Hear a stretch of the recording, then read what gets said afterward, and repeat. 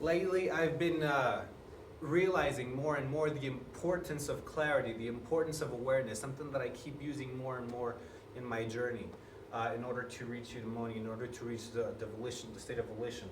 And to kind of explain that, I'm going to go over a few things of why, to kind of explain why clarity is so important, why clarity of mind is so important. So here we have the anathema model, and this is something that I came up with months ago, maybe like 6 months ago, or a little bit last year. And so you have constellation, distraction, anathema, and eudaimonia. Four states. Four states. Constellation is the lowest state that you can be in. Why? Because not only do you have a problem, but you have this constellation that's keeping you weak. It's kind of like a crutch or like an excuse that's keeping you there, that makes you think, you know what, my life is not the way I want it, but it's okay because. So that's a constellation. The way that, and I'll just go over the process, how this model works really quick. So to get from constellation to distraction is a process called fasting. You fast from your constellation. You fast from the things that make you feel good, that make you feel okay in your weakness, that make you feel fine in the problem state that you're in. So once you fast, you get to the level called distraction. And the reason why I call it distraction is because at this point you know that there's a problem, but you don't necessarily know what the problem is, right? Because there's a problem, but you're kind of being distracted from it. So you go from constellation, you fast, you get to distraction, and from distraction you go through a process called uncover that makes you reach anathema. And anathema is what anathema, the reason why it's called anathema is because it's when you're looking at an object or feeling a sensation, or you're beholding an item and you curse it directly. That's why it's called anathema. And that cursing, the cursing that you're doing, that's the actual problem. That's the only, nothing in life, nothing in the universe is a problem until you curse it. It's your own judgment that makes the problem. It makes the problem. So, once you uncover it, once you reach the anathema point, the way that you take care of the problem is you, to use the common word, you let it go. You let it go. It's kind of like dissolving. Basically, you just stop cursing. You just stop what you're doing. You stop the cursing that you're doing. And or the term that I use is dispel. And that's how you reach eudaimonia, the state of like just bliss, right? You reach eudaimonia. And just really quick, I'll go over this line as well. If you're in eudaimonia and you start cursing an item, then you reach anathema. But usually once you curse something, because cursing is something bad, something unfavorable, unpleasant to you, you don't directly focus on it. You focus on something else, and that makes the distraction. For example, you have sensations when you're going through a withdrawal, like a sugar withdrawal. You have sensations that are unpleasant, or you have sensations in your body. You deem these sensations unpleasant. You curse them, and then you say distraction, or then you cover them up with a distraction. This is where this distraction comes in. You say the sensations are the problem. Instead of you cursing them, instead of deciding that you cursing them is the problem, you say that the sensations is the problem. That's your distraction. In order to get rid of these sensations, I need sugar, or I need junk food. And when you do that, you kind of place the problem. The problem is not the sensations. You kind of forget about the sensations, and now the problem is you not having junk food in your body. And so now you have distraction. Now you forget. Now you're 2 levels away from what the problem actually is, which is you yourself cursing the sensations of withdrawal. Right. So you cover them, and then comes in the delusion, the constellation. Imagine you're in the state when you have all these cravings, right? And your constellation is basically the junk food. Once you have all the junk food, now you're all calm, and you say, you know what? I feel good now. This is it. This is how it is. I feel fine. And that's consolation, because you're consoling yourself with the problem. You haven't really gotten rid of the problem, which is an anathema, but you're still cursing this aspect of life. But now, because you're in constellation, You no longer care. So there's the anathema model, and what I've been finding out is, or something that I came up with as I was discovering this, is something that I called a case for clarity, and basically it's around 6 months ago I kind of discovered how important, how essential clarity is, and as I'm going through my journey, I realize how relevant clarity is more and more. How it's becoming more and more essential to my system.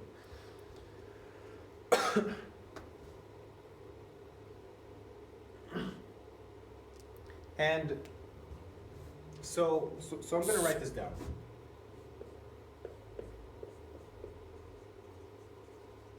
Awareness, clarity. Awareness, clarity. Two keywords, they kind of overlap each other. They overlap each other. They sort of mean the same thing. But the reason why clarity of mind is so important is because you can put yourself into a challenge, right?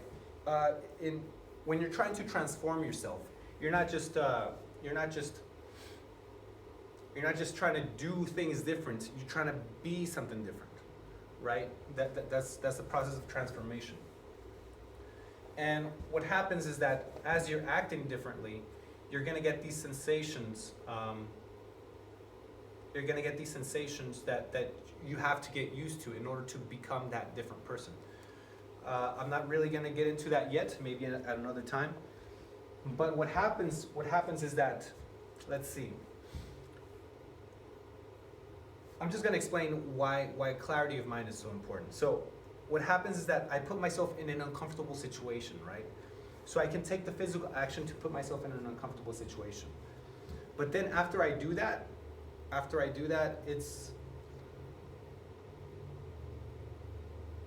you can get out of the uncomfortable situation by just walking away. That's a physical way of getting out of it.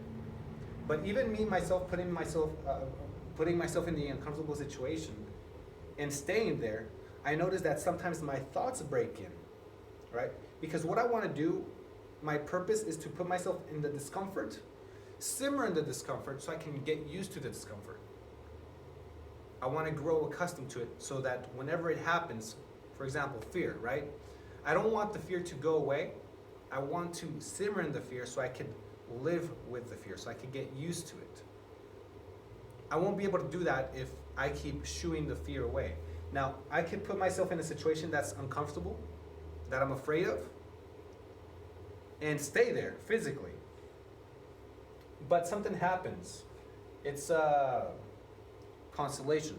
I start getting consoling thoughts. Even if I have the strength to stay there physically, I notice that my mind is breaking in with consoling thoughts, telling me, "Oh, well, you're in this uncomfortable situation. You're in this dangerous situation, but it's okay because," or "it's okay because." It starts rationalizing. It starts giving me excuses, and sometimes these excuses are true, telling me like, you know, you're putting yourself in this situation, but it's not really dangerous. You can see that it's not really dangerous. Look, there's nothing happening around you. The point is, I don't care if it's a lie or truth. I want to get used to that fear. I want to get used to that feeling. I want to get used to that paranoia. So that when it does happen and when it is real, I can handle it, you know? But yeah, so that's a problem. But it's about having that control of mind. And if you can't, you know, like, these consoling thoughts, they break in, and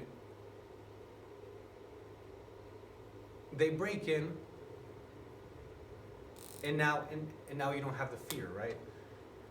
So what do? You have to have control over your mind.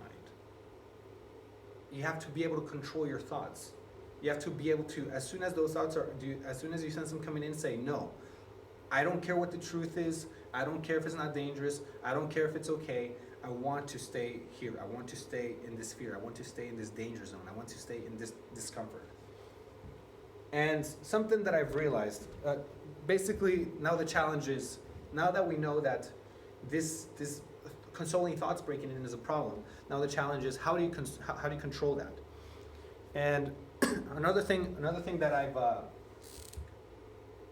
been coming up with is, and this is just recently, this is a couple weeks ago, that I came up with this one. I don't want to erase this. I guess I'll write it down here. But basically it's this. Autopilot. So there's things that you do automatically. Your mind kind of goes into autopilot and it does things automatically, right? The thoughts, the consoling thoughts, they happen automatically. I don't want consolation, but I notice that my mind is getting nervous and doing whatever it can to make me feel okay.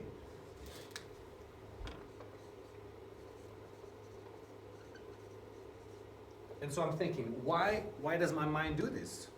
Why did it, and why does it go in autopilot and put me in a state that I'm not aiming to be in? And basically what happens is ignorance. Anything that you do in autopilot is because of ignorance. It's because you're not paying attention to what you're doing. Your mind just kind of automatically does it. And how do you fix ignorance? And here's the second half of this. It's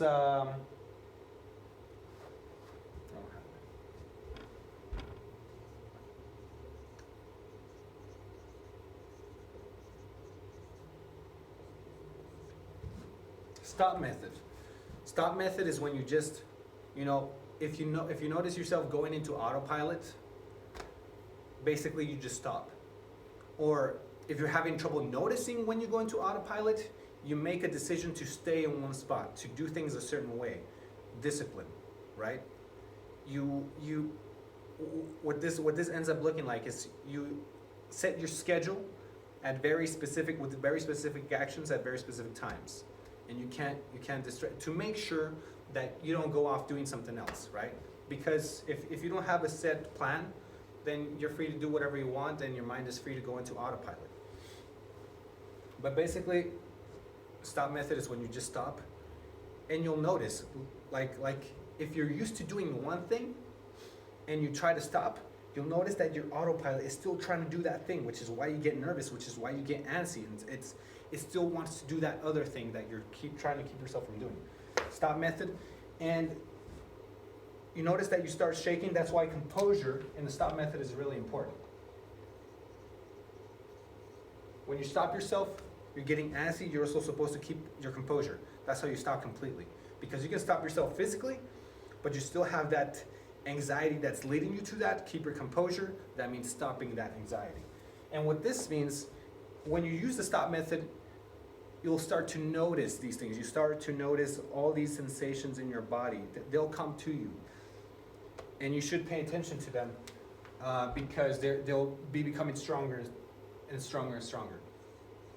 And what this leads is observation. Observation, or you could say awareness, where things will be becoming more clear. And for that, you need clarity. Right? So once you stop yourself, you keep your composure, you notice these sensations take over you. That's when you observe. So ignorance leads to autopilot. Stop method leads to observation. So one is the other. So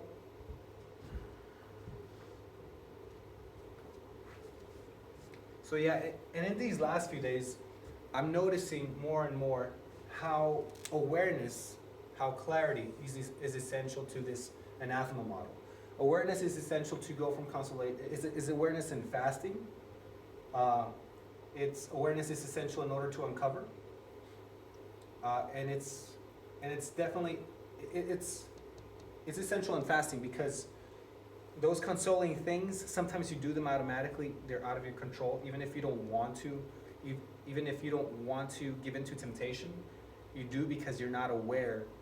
You're not taking control of your autopilot. You're not being aware. So pay more attention. Have a clearer mind.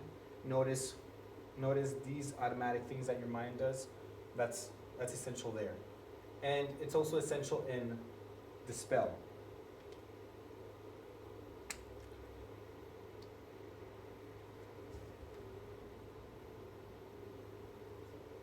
And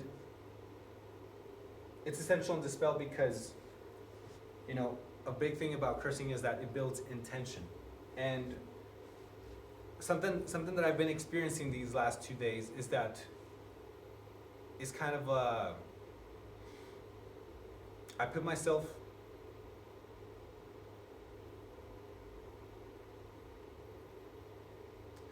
something that I've been working on these last few days is something that I call follow thoughts to their source.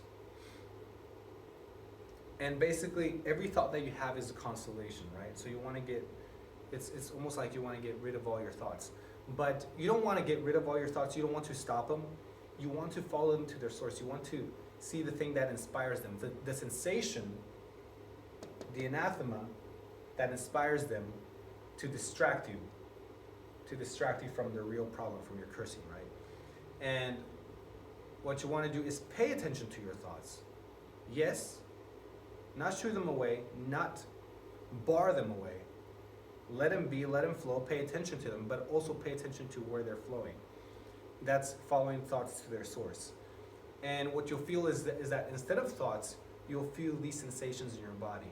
And these sensations, when your mind tries to cancel them out, when your mind tries to get rid of them, that's what makes thoughts. It manifests itself as thoughts, it manifests itself as intentions as well.